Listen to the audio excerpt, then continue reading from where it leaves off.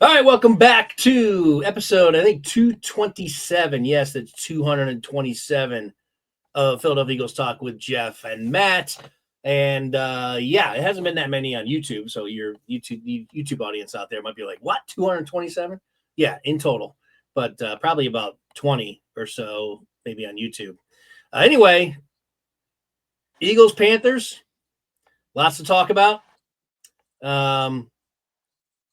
And I'm trying to figure out exactly where to start for myself because the more I think about it, and certainly the last 2 weeks, my predictions wise, I'm getting the thought that I don't know if I know what this team is as much as I thought I knew what this team was. And I'll break that down a little bit more. But I certainly, you could, for my prediction last week, I'll just use this as an example. I had the Eagles winning 33-10. So why do you think that? Well, you think number one, you have a really good team. You have an offense that'll exploit and destroy one of the worst defenses in the entire NFL. And they're at home and coming off a big win. Now, I thought this would be easy 30 points for the Eagles. Basically, just almost by just showing up to the game. Definitely didn't happen. They ended up with 22. And they played poorly scoring that 22. So that's why if they had played halfway decent, again, my thought was they'd hit the 30s. I got a lot of – we haven't really been too negative, or at least I haven't been. But I think this show is going to be much more on the negative side for me. I mean, Matt and I purposely don't talk prior to this show. We do exchange some texts while we are watching the show, watching the game to just kind of get thoughts on certain plays or whatnot, reaction. But, in terms of like discussing the game, you guys are hearing it first. And then we do that intentionally. So we'll see if Matt and I, yeah, exactly. We'll see if Matt and I have similar thoughts or if we disagree on certain things. But for me, I guess I'll start with Hurts. We'll start with Hurts, and then we'll go from there. And in general thoughts, I just thought the team played poorly overall, outside of Barkley and a few other exceptions. But Barkley's just almost a guaranteed he's going to show up every game and just do his thing. And so it's not everyone on the team, certainly, but it's kind of the same ones that I have at least discussed my concerns about during the season. So it probably won't surprise many of you who my most critical piece is going to be, or my most critical words are going to be targeted towards. It's the Carolina Panthers at home. Now, I know there's trap games. I didn't think this was going to be a trap game. If you saw our preview podcast, and I just didn't think that was even possible to happen. And that's because they were at home. I could much more have seen a trap situation if they were on the road. The Panthers, the Eagles have not been home in a few weeks, coming off a big win. And yes, this game is sandwiched in between, the big game against the Ravens and the big game coming up against the Steelers. So it has the recipe and the ingredients of being a trap game. Obviously, it ended up being a trap game. But the Panthers are so bad. I guess let's just back up a little bit. It ended up being a trap game, definitely. But there's certain parts of the game and play of certain players of the game that were worse than whatever trap game. If you just throw trap game out of it and just look at performance-wise, I have growing concerns over, I'll just say it, our quarterback. So I thought Hurts was terrible in this game. And passing-wise, still made his big runs, still made some plays, escaping pressure. But I've talked about it. Matt's talked about it. I don't know, again, if he's going to go as deep in criticizing him as I am right now. But the guy can't read defenses, period. I'm willing to just say that almost matter-of-factly now. Occasionally, early in the season even, it seemed like he was at least throwing the ball down the field. He doesn't throw the ball. There was a stat today I heard that in the last 4 or 5 games, Jalen Hurts hasn't thrown the ball down the field more than 20 yards. He's done it twice. Last 4 games, twice. I'd say that's accurate. So, well, There's no way that it was somebody on WIP. Yeah, sorry. I know I'm talking a lot and haven't allowed you to chime in yet, Matt. But I'm just going to throw this out there about Hurts, and then I'll turn it over to you for your initial thoughts of the game. So a lot of my concerns I've had about now he wasn't doing a lot of the things I've talked about that I've criticized him about. He wasn't like running out of the pocket too early or trying to do Houdini running over to the right. It wasn't that this game. It was just bad passing. It was just throwing high. It was missing wide open receivers. It was, again, we've talked about just targeting one guy and going to him, not reading the field. Players were open. This is after I had watched the whole game. I looked at the alt 22 this time game, which I don't do much, but when I was watching the original version, I'm like, man, I got to see how open these guys were. Watching the alt 22 coverage where they have the overheads and certain different views of the field, guys were open all game long. I mean, wide open. Mm-hmm. And Hurts doesn't see him or doesn't look to see him. Either way. We're what, game 15? What are the Eagles' record? 11-2. So game 13 games a season. Yeah, this is week 14. 5 years into a career. 5 years into a career. And he's missing guys that are this wide open. I thought, and now I'll turn it over to you, Matt. In my opinion, Bryce Young outplayed Jalen Hurts. Oh, he totally did. Yep. Bryce Young had a pretty awesome game. And if he had a receiver that could catch the ball, they would have won the game. That's true. I didn't get to that part yet. But yeah, the Eagles could have very easily lost this game.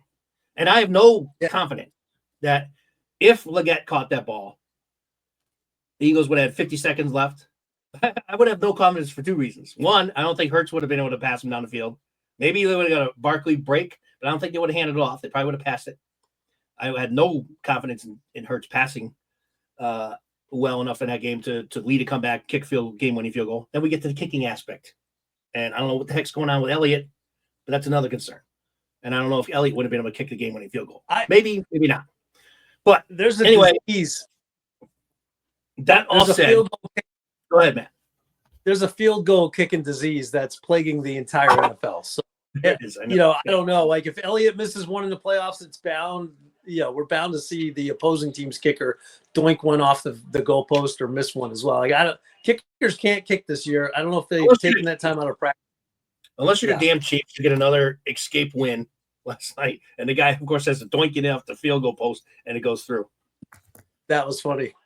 Look, Bryce Young almost beat the Chiefs, and Bryce Young almost beat I forget who they played after the Chiefs. And he's been playing good football, and he played good football again. And it wasn't like they didn't get any pressure on him. He was able to get out of that pressure and keep the play alive and continue to make throws. So Bryce Young played like an A-plus game. Like, there's no way you can't give Bryce Young credit for the way that he played. He's the whole reason why Carolina was even in the game. Yep. And like I said, they would have won. Hurts, on the other hand, I agree. It seemed like watching the plays, even without the all-22, there's, you're lining up and the receiver is just 10, 13 yards off of A.J. Brown. And I don't know what the deal is. I texted you on the one play where there was a cornerback blitz and Smith just ran like a curl route and parked, when if he just ran into the open space where the cornerback left, which is where Hurts was looking to throw it. And you could tell because he went up to Smith afterwards like, hey, the space is right there, but you weren't there, so I took the sack type thing. So Hurts still smart because he's not. That was earlier in the game. That was early in the game, that play you're talking about? Early in the game. That one's on Smith, but 75, 80% of these plays, the receivers are plenty open. There's plenty open. Like, it seems like Hurts wants to throw and then just doesn't trust his own skill set. And here's the funny thing about it. We've seen Hurts make fantastic throws. Go back 2 years or so and watch the game against the Steelers where he's dropping these balls 35 yards downfield right into the bucket as, A.J. Brown and Smith are beating people. Put on any A.J. Brown versus Steelers tape and then put on any Devontae Smith versus Commanders tape, and you'll see it's not a physical problem with Hurts. It's a mental thing. Like, I don't know why. It's almost like he's flipped that meter too far in the other direction. Like, I would rather see Hurts take a little bit of risk now and just have some confidence to throw the ball, because it seems like he's too scared to just let the ball go on time And you can watch tape of all sorts of quarterbacks that back foot hits and boom, the ball's coming, And I did see one play that Baldy broke down where he was looking to go A.J. Brown's way. And then A.J. Brown was covered on this, it was almost like a deep curl. It was about 20 yards out, turn around, come back. And he was covered. And that was the one that he hit Smith on the left sideline where he kind of moved a little bit to get out of the pocket. And then Smith was kind of catching the ball on his knees. Yes. On the left hash mark, on the left sideline. So, those were Baldy defended Hurts's decision. Second read on that play. Yeah, right. Yeah. Second read. He ain't looking too much further back, but I think he makes so much up in his head before he ever hikes the ball, and I think that's just who he is. Someone made the statement again. I watched a lot of the post game guys that I feel are credible because there's people out there, of course, that I don't feel so much, but the guys that I think know football, and Baldy's a great example. I didn't see the footage you're talking about, but he's one of the guys that I feel is very credible too. And one guy said in so many words that Jalen's the type of quarterback where whatever the play call is, it's not. I don't know how he worded it, but basically it's like he's effective not whatever play they called, but post play, meaning like once the play or when the play breaks down, that's when Jalen is the most effective. And I'm like, you don't want that in your quarterback. I mean, you're calling plays for a reason. Here's your read 1, read 2, read 3.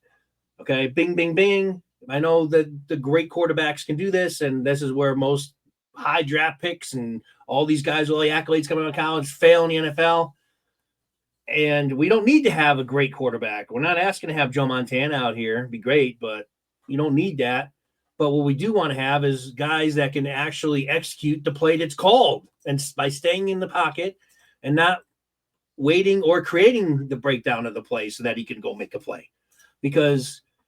And that's when if you think about it, to me, it made a lot of sense because when you see all of Jalen's plays, it's mostly not because it's not the play that was called. It was he scrambles out, makes a play, or he makes a run, or the play breaks down in one shape or form or another, whether he gets under pressure and then he rolls out or whatever. So I would just like to see him sit back, make the play, and execute it. And he rarely does it unless it's like a quick slant or something like that, or a quick out to the flat. Yeah, he'll do those.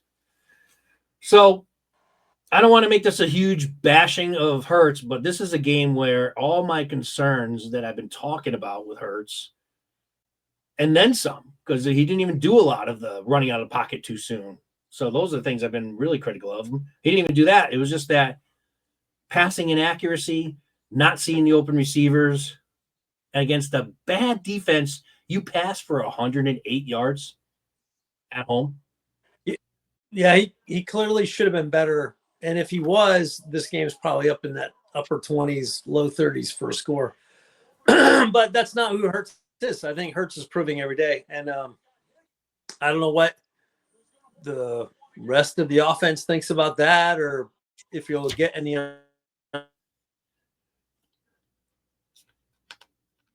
really. You just broke up. We're back. Repeat what you broke up. Yeah, he died down. So you never know because the Eagles aren't going to say so out loud behind a podium. But the other thing is, I think if you are when you've got top grade A talent and they're not being thrown the ball, you're going to start having a lot of grief come out, and that's going to be destructive at some point. So they either fix it, and that means Hurts. You gotta take some. I don't know. You gotta get some guts, and remember that you can throw that ball properly. Yeah. Like it seems like when I was looking at him play, like it looks like he sees that the guy's open, but then he just doesn't throw it because he's like, no, it's not college open. It might be NFL open, and I'm not trying to throw that ball anymore. So and he goes and scrambles. And as we talked about, that works in college. That doesn't work in the NFL. In the NFL, you throw guys open. Open in the NFL, and this is what I saw many times during this game. Smith and Brown were beating their guys almost on every down.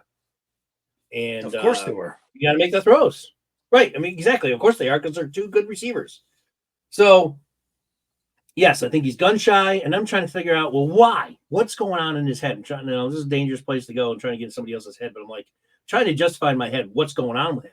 And I have a feeling that it might be because, remember, their first 4 games of the season this year, he had like a bunch of turnovers, like whether it was fumbles or picks, he was turnover city, and he's corrected that since the bye.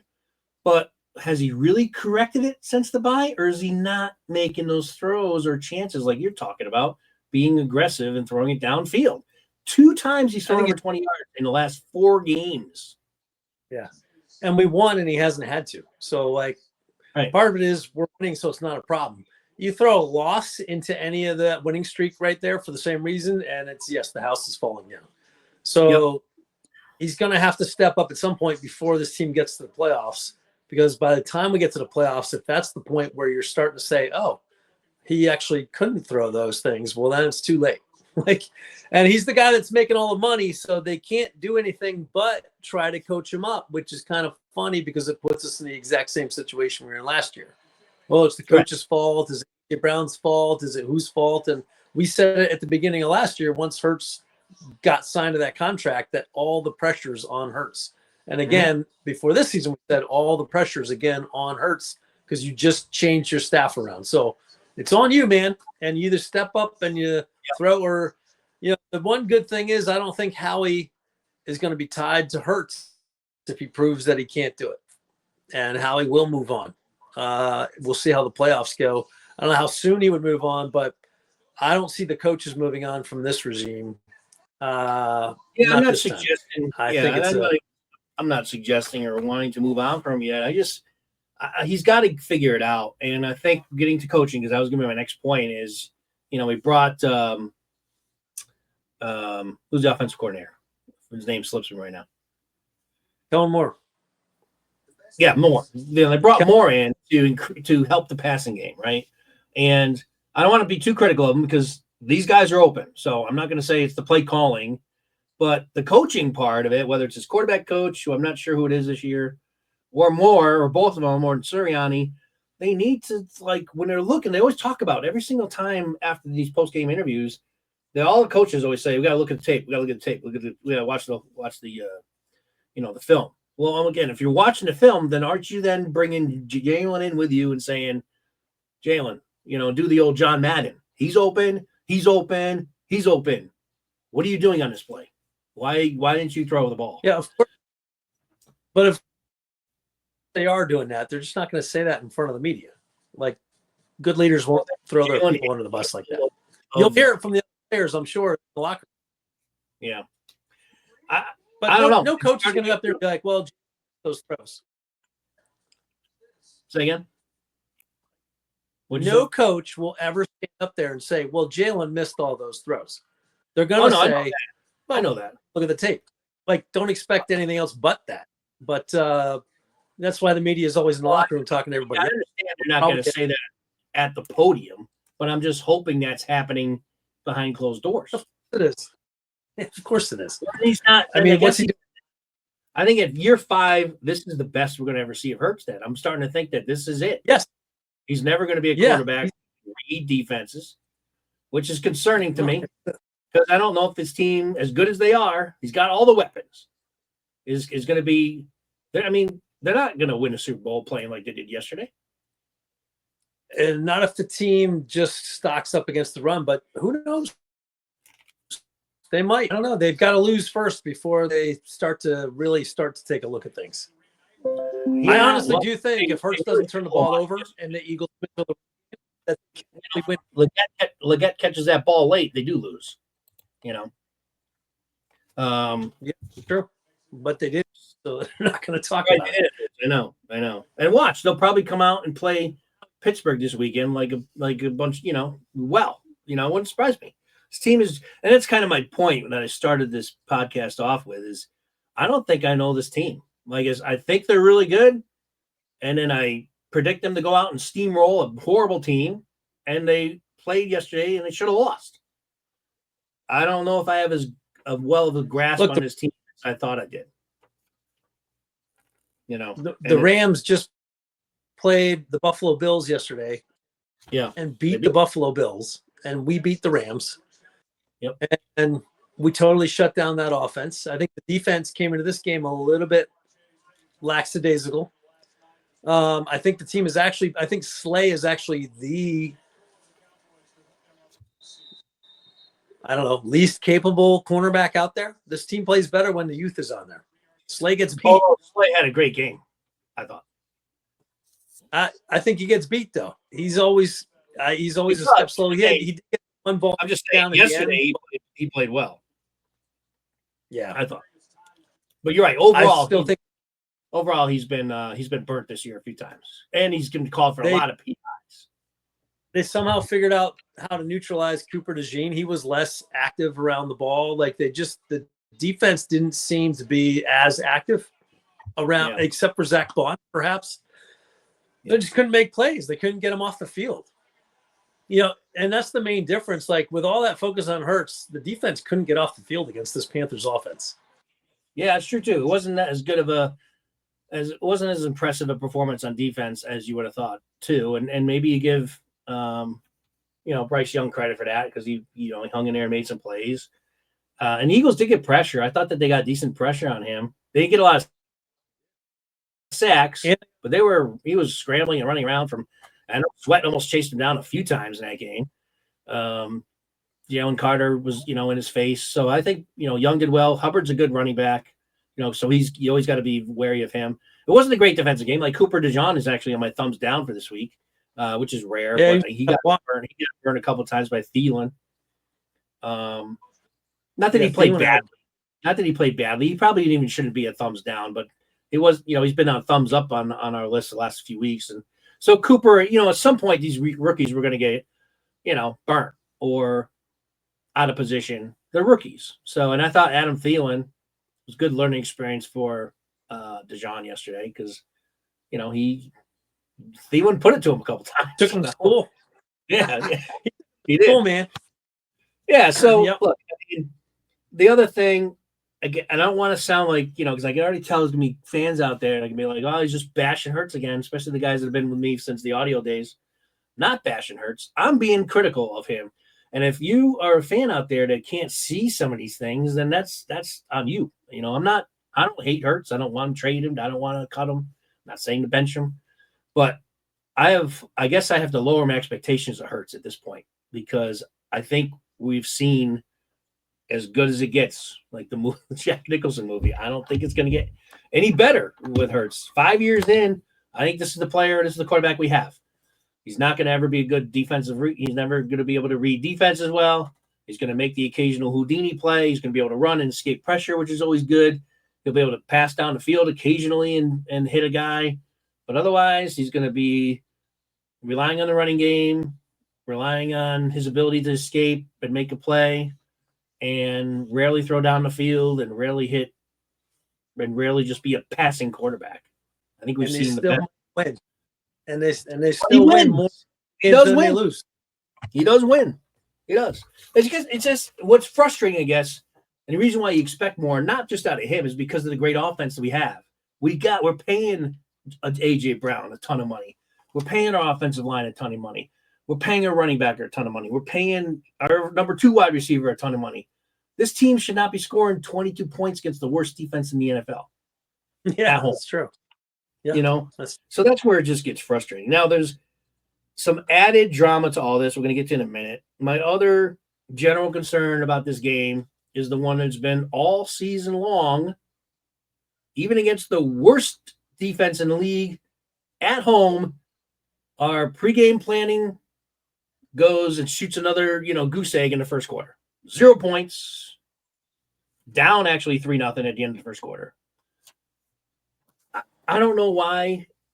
And again, I'm not there. I don't work for the Eagles, but I would walk into our pre-strategy, whatever, their first game planning meeting a week, and I would just say, guys, here's a hat. Here's all of our plays. We're not going to strategize. We're not going to do anything. We're just going to pull the first 15 plays out of a hat, and we're going to go with it. And let's see how we do next week. Because whatever they plan, they suck at it. They clearly suck at game planning. They have Now a total. I'll let you go. I'll let you go in a second, Matt. They have a total of 6 points, 2 field goals in the first quarter, all season long. 13 games into the season. Yeah. 6 points. Tell me how many points they have on the first drive coming out in the second half. Oh, it's a lot. I think they do well then. Yeah. Yeah, they're like first in the league. Yeah. So are they first? Yeah.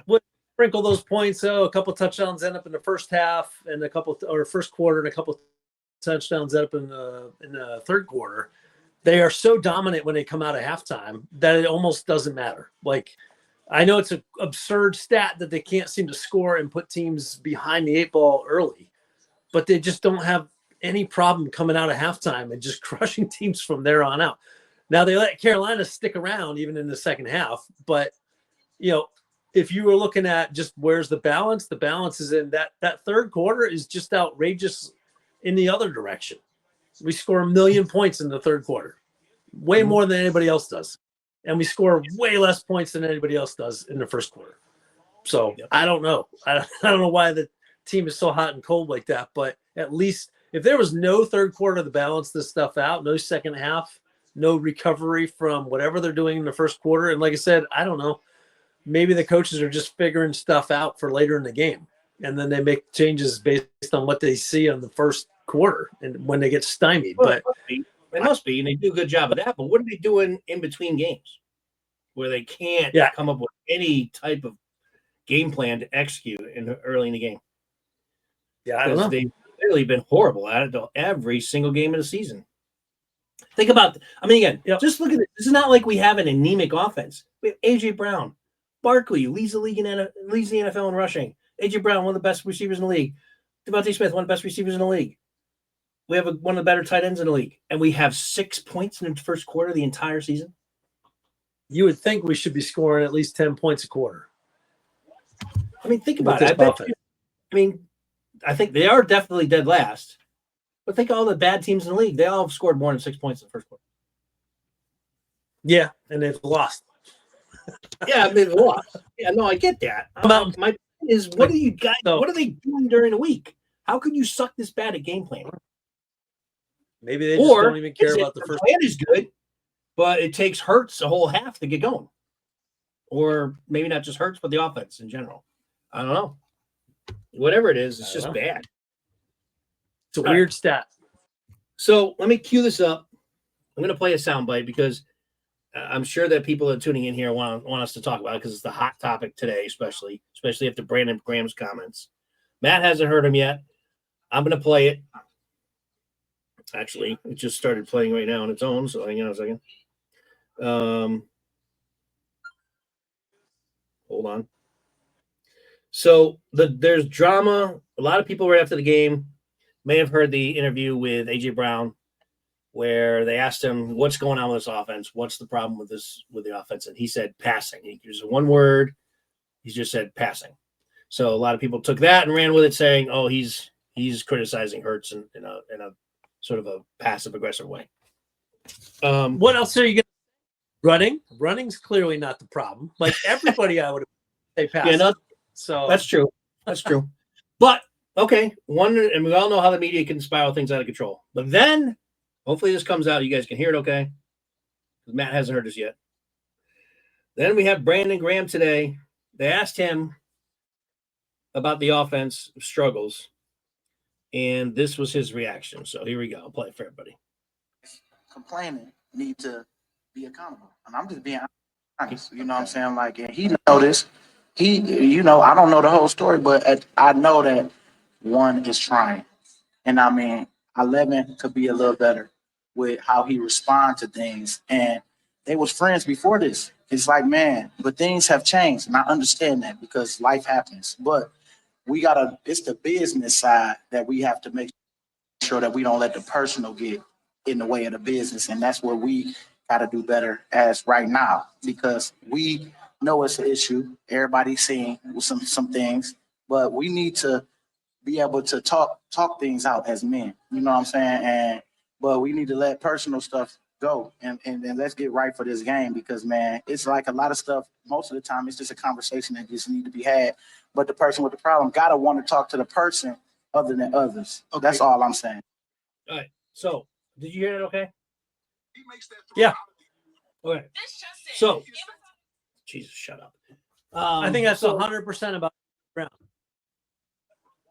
Yeah, I think so too. Right, it is.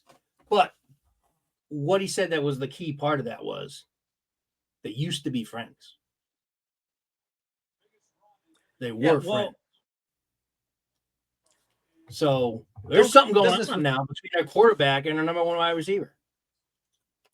Because they were buddies before. Now, apparently, there's some kind of rift between our number one star wide receiver and our quarterback. Right. So our number one star wide receiver is a prima donna, like all number one wide receivers are. He has to be. That's how you get to that point. You're a prima donna. And when you get the ball twice a game, you are thinking about how it impacts your financial future, your contributions to the game, even as a teammate and all this stuff. So AJ's got a beef, but like BG's correct. You're on a team. You either play as a team or you lose as a team. You win as a team, you lose as a team, you know. I get all that. I agree with that 100%. But when you look at the tape, like I was talking about earlier, and you see how he's wide open. Yeah. And they're in a game that's, a game that should be winning easily. And he's not being thrown to. I mean, think about these wide receivers. They go out there, and I'm talking about all of them, not just AJ Brown. They're all out there running down the field, trying to get open every single play. That's their job. And when they get open, and they continually get open, and the quarterback's missing them, or not looking their direction every single play, and you're the number one receiver on the team, you can see where he gets frustrated. Now, I'm not saying AJ Brown should be out there and like pointing fingers and talking anything, garbage about his quarterback. I'm not saying he even really did that. He certainly is trying to say in a certain way that, Hurts is a problem right now. Or maybe not. I don't know. We're all kind of reading into it. Maybe AJ's not meaning to call out Hurts at all. I mean, like you said, what's the problem with the team right now? Passing offense. So he answers the question accurately. Yeah. But well, you're going to give AJ the benefit of the doubt. Well, then BG coming out today and saying that they were friends before all this. Yeah, that's a little. Honestly, like in the workplace, whether you're on a football team or you work with a team in the workplace, like I really don't give a crap about friendship at all. And I don't think true pros they factually were best friends. Before everyone remembers videos of when they traded for AJ and all that stuff. But okay, so you're on the same team now. So why, if you're best friends, you should be able to talk honestly with each other. So I agree. What's the deal? Either grow up and be men, like BG said, or get out. I really don't have patience for any of that stuff. I'm like, overpaid crybabies is what you're going to ultimately end up in in a category for me. I'm like, you either show up and you play, and if the balls aren't coming your way, guess what? We're going to need you at some point, right? And maybe if Leggett caught that pass, then maybe Brown becomes the star of the game, and he has nothing bad to say at all because he's got the stardom and the spotlight coming back to him if Hurts throws him a pass, But then maybe it gets better because they interview Hurts after the game instead of Brown for making the catch. I mean, who gives a shit? Win the goddamn game. Win the goddamn game. Obviously, everybody who knows football knows it's a passing issue. So just improve the passing game. Right. And if you're AJ Brown, you're such a good friend, then why aren't you talking to Jalen Hurts? Why aren't you sitting next to the sideline after he caught his touchdown pass if you're such a good friend? I don't see any leadership from AJ Brown. Didn't see it last year at the end of the season, and I don't see it this year. And that's probably why DeVonta Smith is going to be the captain of this team on offense, and probably permanently so, because I see Smith talking to everybody all the time. I don't see AJ actually talking to anybody. I see him sulking. I saw him sulking in the conversation that he had with Smith, and I'm like, sorry, dude. It's not like the whole world doesn't realize how awesome you are in this football game. So just take a choke pill and come back ready to catch the pass when it comes your way. How about that? Since you're getting paid so many millions of dollars anyways, can you just grow up a little bit? I'm 100% on BG's side with this thing. Has Hurts played awful? Yeah, he's played awful. but we don't need to create this scene where now, and I think BG maybe even spoke too much because ultimately AJ Brown said passing. His body demeanor tells you a million other words. I think BG might have said too much. Right. He might have. Yeah. Because they just said passing, and now they're going to be on AJ all week. But you know what? Right. Maybe that's what now. There's it's like putting gasoline on a fire now. Even if there was just a little bit of smoke, now because of BG's comments, even though everything he said is right, 100% true, it's like you might have said a little too much now because now there's a little gasoline thrown on that little stoky fire there. And you're right. All week now, they're gonna be like, "Oh, what's the problem between?" I mean, that's what's happening already. That's why I'm bringing it up on our show because I'm sure people want to hear. If that lights a little, If at the same time, if that lights a little fire under Jalen Hurts' butt, fine, throw the ball. Well, I think he needs to happen. I think that would be a great thing to happen because that's what needs to happen. He needs to be more aggressive in his passing game. To your point, you mentioned earlier in the game, he's not throwing downfield. Still winning. Stats, they've done it twice in the last 4 games, over 20 yards. So they didn't need any more. We can give our take on that, and by our preview game, there could be who knows how big this is going to blow up now. Maybe it won't. Hopefully, it doesn't because we don't need another. Not that I would ever say he's as much of an egotistical ass as T.O., but we don't need another number 1 wide receiver quarterback controversy here in Philly again. Definitely don't need that right now. So let's get into, unless you have any closing comment or any other general thoughts before we get the thumbs up and thumbs down about the game. Well, nothing's going to change until we lose one. So let's just see what happens with the Steelers, Yep. Yeah, big game coming up, and we'll talk about later this week when we have our preview podcast. So let's get into thumbs up and thumbs down. I have, believe it or not, I was actually surprised. I have more thumbs up than I thought I would in a game they played this badly. But I definitely thought there's always silver linings to a dark cloud, I guess. And I'll start with Calcaterra. I thought he played well, subbing in for Goddard. By the way, Goddard is on the IR. He was put on the IR on Friday, so we're going to be without him for a month. So Calcaterra needed to step up, and he played well. I thought even outside of his touchdown pass or reception, he blocked well. He blocked well, and he played well. He had a couple big catches in the game. So I'll start off with Calcaterra for thumbs up. Yeah, that's a good one. I still think the offensive line gets a thumbs up because they've just been solid every single game. But Barkley, again, if he's not on the field, we probably don't win that game. So Barkley will get my thumbs up. Yep.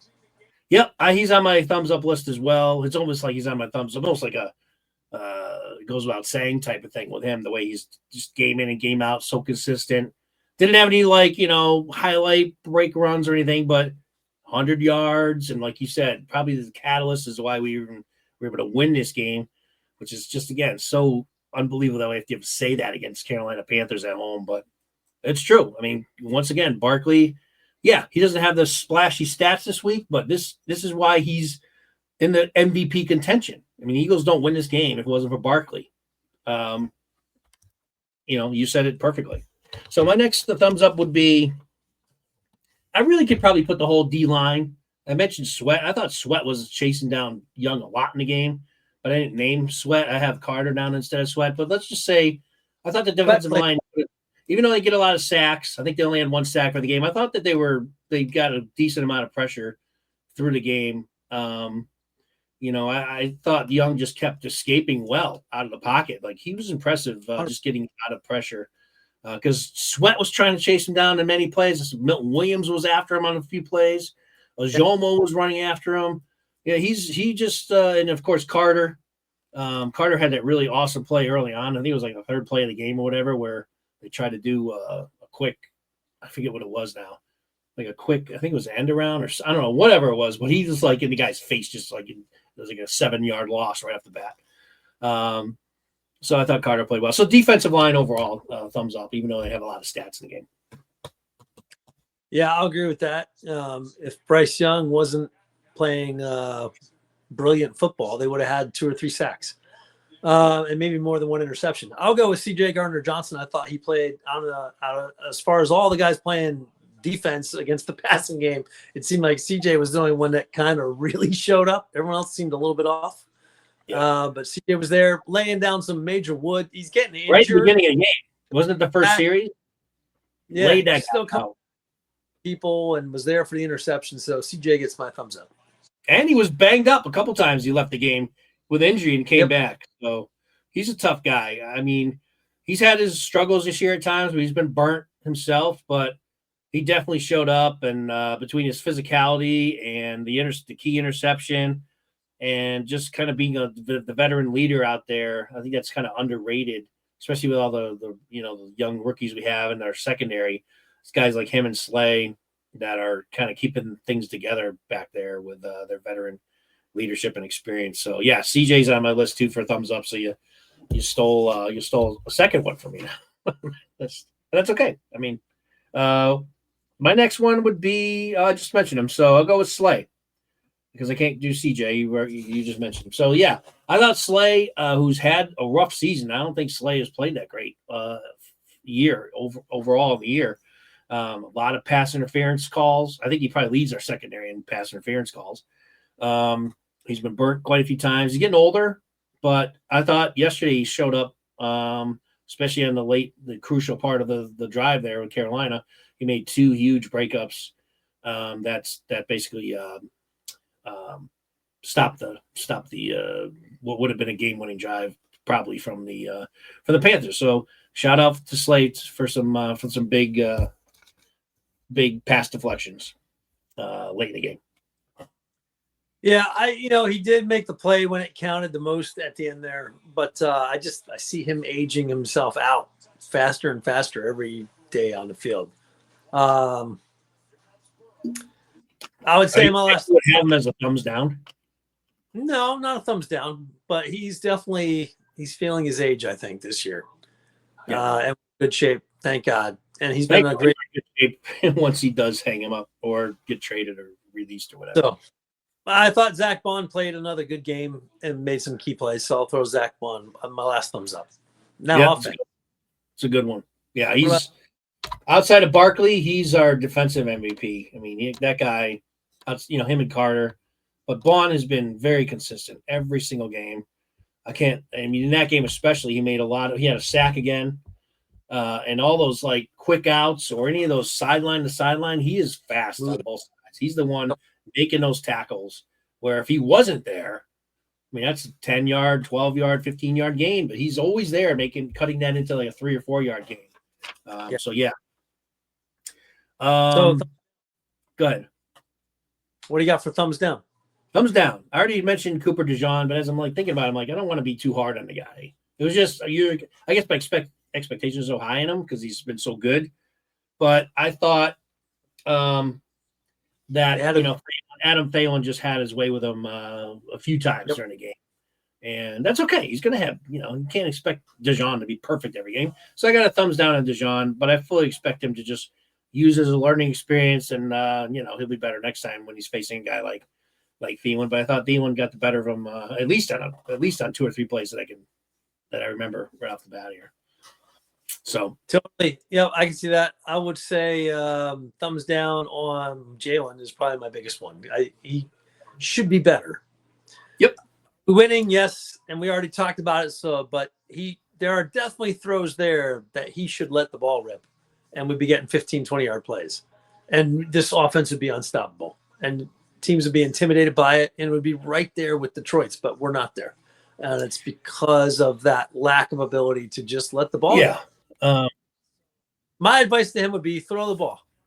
We'll recover from it. If you throw a pick early, fine. Go back to putting that meter back in safe mode. It's almost like restarting your computer in safe mode when it's like, hey, the power went out. Do you want to restart in safe mode? He's been in safe mode ever since this winning streak began, and he just needs to get into a little bit more of give me the ball mode, and I'll make this throw, and things will fix themselves.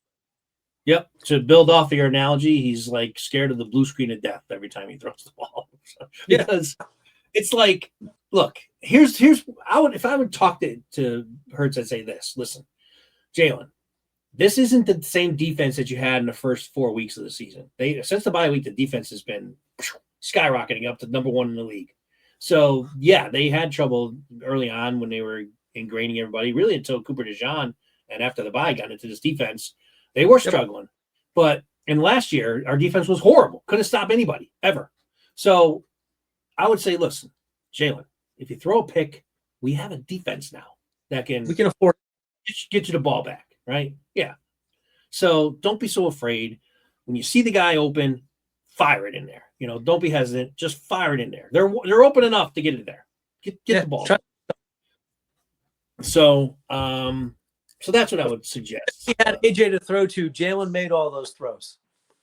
Right. And they were beautiful. Yeah. I mean, he can make the throws. That's, I guess, what's so frustrating about it. It's like, just do it, man. You got a defense.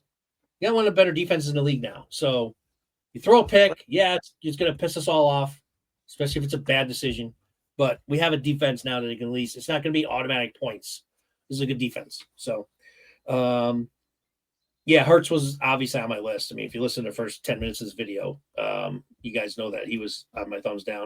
And my last thumbs down would be, and I hate saying this because I love the guy, but Jake Elliott. So Elliott has got to figure it out. And the thing about kickers is, and I'm not saying they should go out and find another kicker. I think Elliott, in the end of the day, will be fine. I really do. Sometimes kicking especially is a lot like bowling or golf or one of these, it's more in your head than it is a physical issue. I mean, I'm sure you can still kick a 58-yard field goal distance-wise. But once you start losing your confidence in your head, and which I think he's clearly has a confidence issue right now, it's going to impact a kicker probably more than any position on the football field. So Jake, they need to stick with him. I think he'll be fine. I would still trust him with a big-time kick. I really would. I would say for any Eagle fans that are out there, and they are saying, we need a new kicker, and, I'm done with Jake and all this kind of thing. I'm like, Jake's going to be fine. He's going through a little bit of an issue in his career here where he's had a bad year.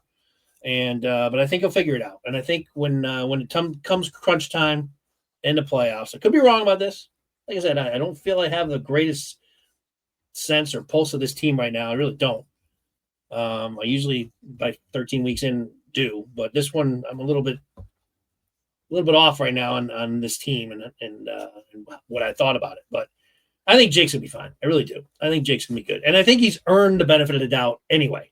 How many big kicks has Jake made for this team?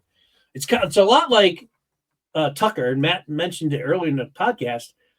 The kicking this year has been bad, just overall. A lot of these star, really good kickers historically are missing field goals left and right. Extra points. I mean, it's been a bad year kicking. I don't know what it is. I don't know if they changed the football or what. It's kind of ironic how all of them are. It's not like just Jake. All of them. Tucker's going to be in the Hall of Fame. He can't make a kick. There's 30 kickers out of 32 teams that are playing like Jake. There's 2 that aren't, and that's Chris Boswell of Pittsburgh. Yeah. They might lose the battle of field goals next week. Ironically, we're playing this weekend. Yeah. The guy from Detroit, Bates, he's hitting all his too. So those are the only 2 kickers that aren't hitting goalposts every week, or missing wide. I don't know what it is, but they're not. I don't know if they took practice time out for field goals or what. But so I guess Jake will be it's not my thumbs down, but I think overall we need it as a fan base need to get behind Jake and not be throwing him under the bus and saying get rid of him and all this nonsense. Jake, I think, is going to be fine. Let's back him up. The guy's made big-time kicks for us in his career. He's still young. He's still got a good future in front of him. And we're going to need him. We're going to need him, too. So it's not going to do any good in thrashing, our kicker right now. So I'm fully behind Elliott, and I think he's going to be able to straighten himself out. I really do. That's my last thumbs down. What do you got? Anybody else? No. Okay.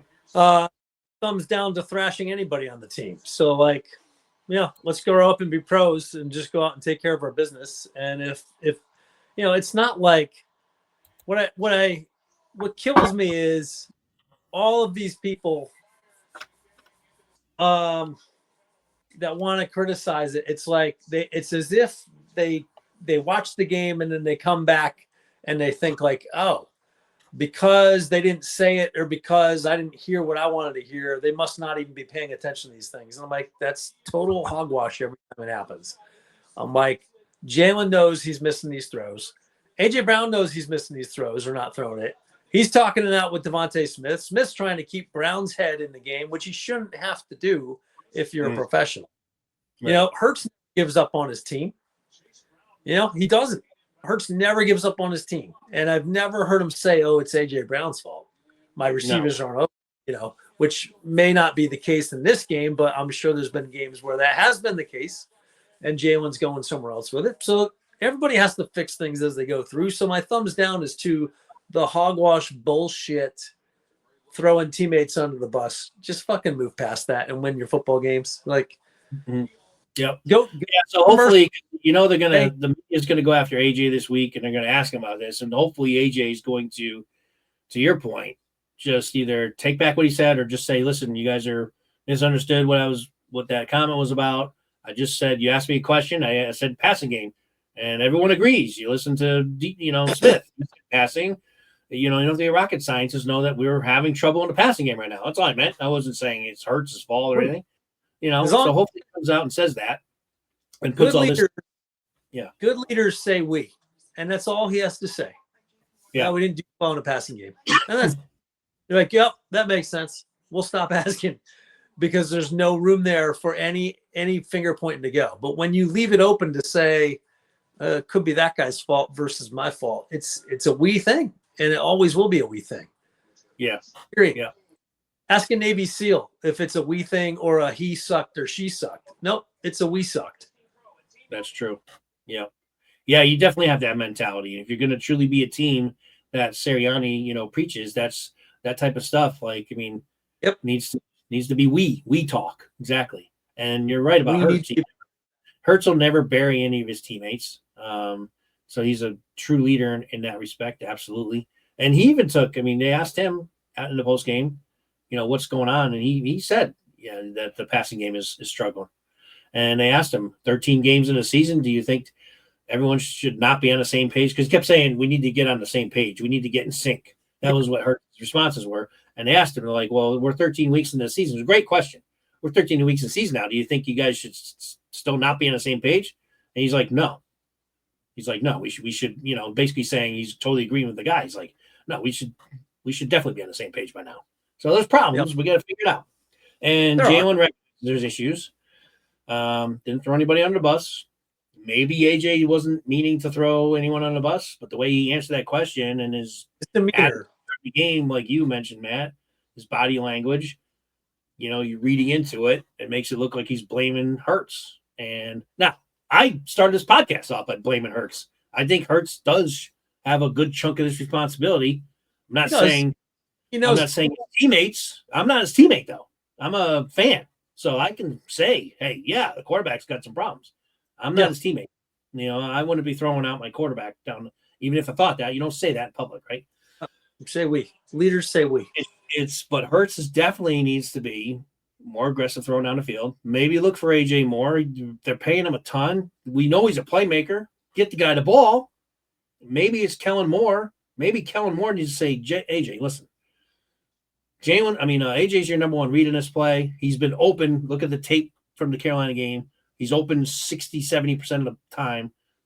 Go to him. We need to hit him early, get him into the game. And maybe something like that. It was a simple fix. I don't know. But I'd like to see him on offense. I would like to see them play more when it's just AJ on the one side of the field.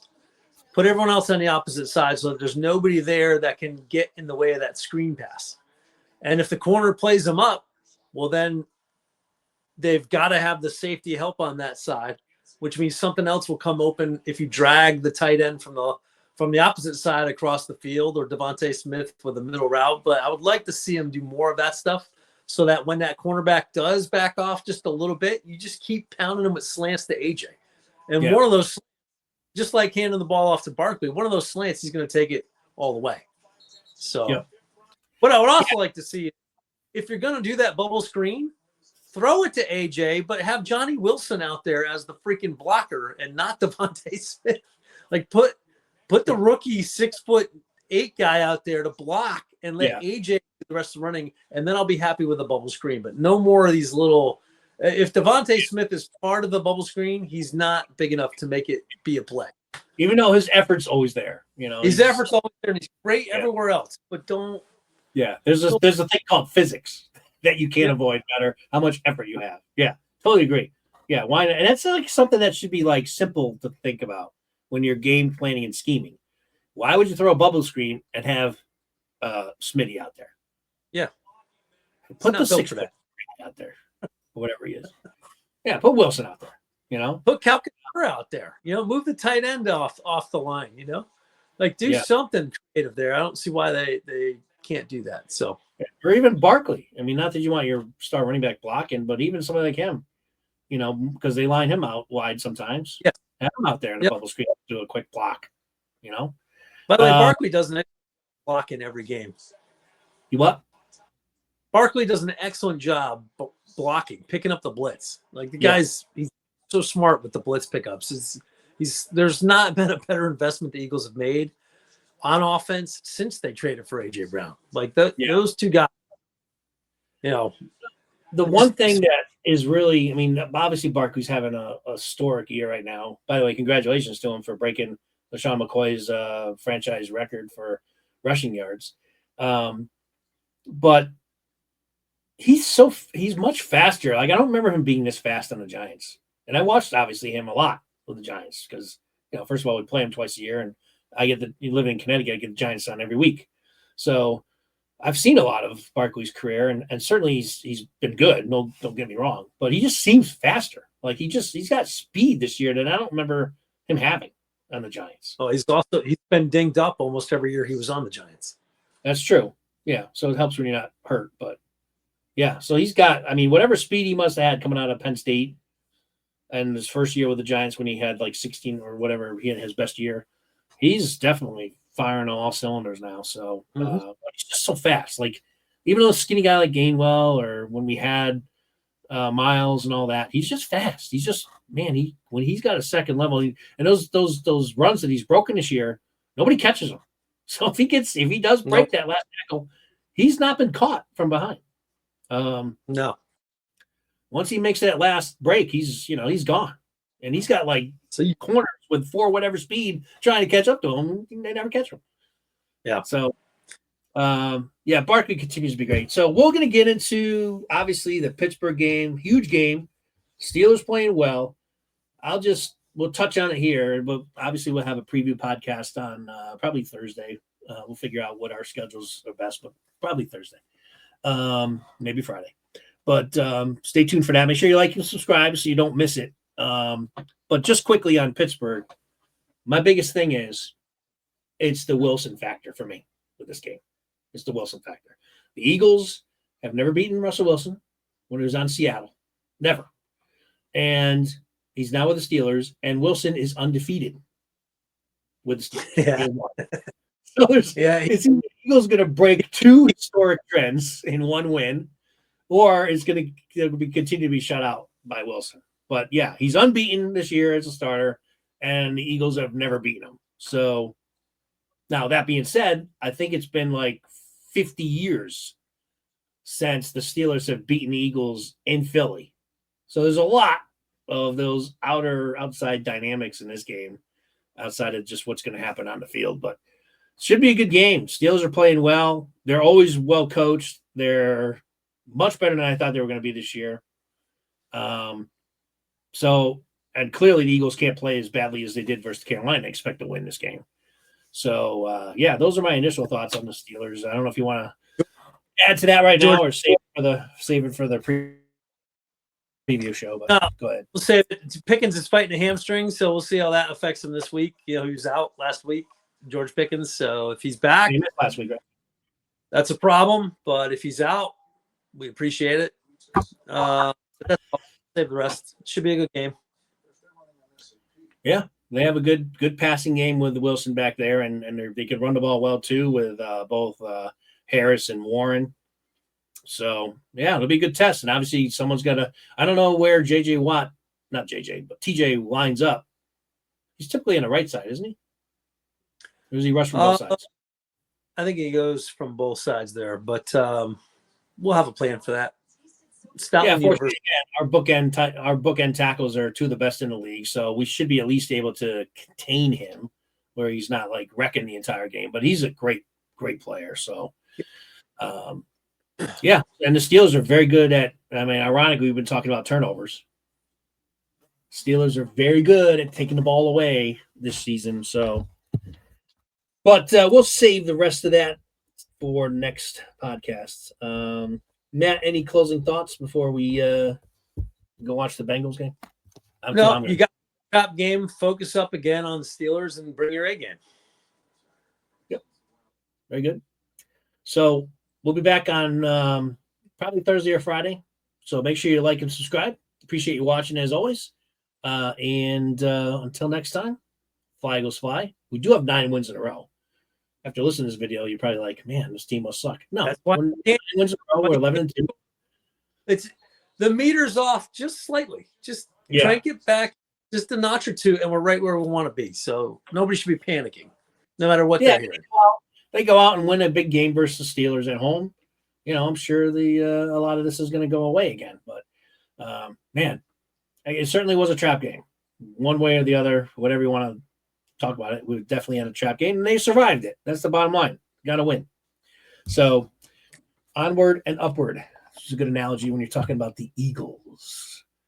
All right. Yeah. And right now it's 14-10 Bengals. So let's go Bengals. What is the score? Defeat the Dallas Cowboys. 14-10. Bengals just got the ball back with 1:50. So okay, they throw one more touchdown up. This will be 21-10. Awesome. I think Chase has a TD and Chase Brown has a TD. Chase Brown just turned into one hell of a running back. Good for him.